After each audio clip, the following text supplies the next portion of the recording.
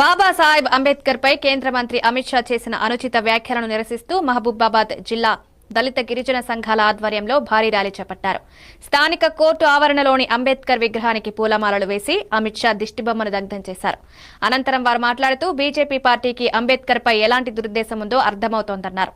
కేంద్ర మంత్రి వర్గం నుంచి అమిత్ షాను వెంటనే బర్తరఫ్ చేయాలని ప్రధాని మోదీని డిమాండ్ చేశారు.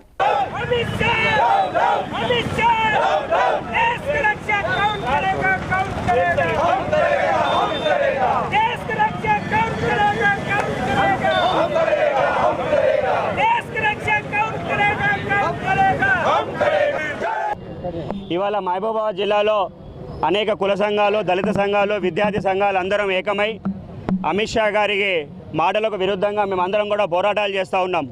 మొన్న మంగళవారం అమిత్ షా గారు పార్లమెంట్లో మాట్లాడడం, డాక్టర్ బాబాసాహెబ్ అంబేద్కర్ని చాలా కించపరుస్తూ మాట్లాడడం, కేవలం అంబేద్కర్ను మాట్లాడడం ఫ్యాషన్గా అయిపోయింది అని చెప్పడం, ఈ మాటలను చాలా తీవ్రంగా ఖండిస్తూ దేశవ్యాప్త నిరసనలు మేము తెలియజేస్తూ ఉన్నాం.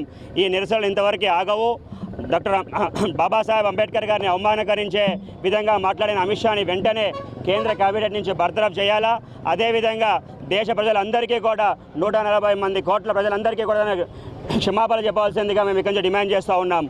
డాక్టర్ బాబాసాహెబ్ అంబేద్కర్ అతనికి భగవంతులకు కనిపించలేదేమో, కేవలం డాక్టర్ బాబాసాహెబ్ అంబేద్కర్ వారి కాన్స్టిట్యూషన్ ప్రకారంగానే ఇవాళ అతను కేంద్ర మంత్రి దక్కడం జరిగింది.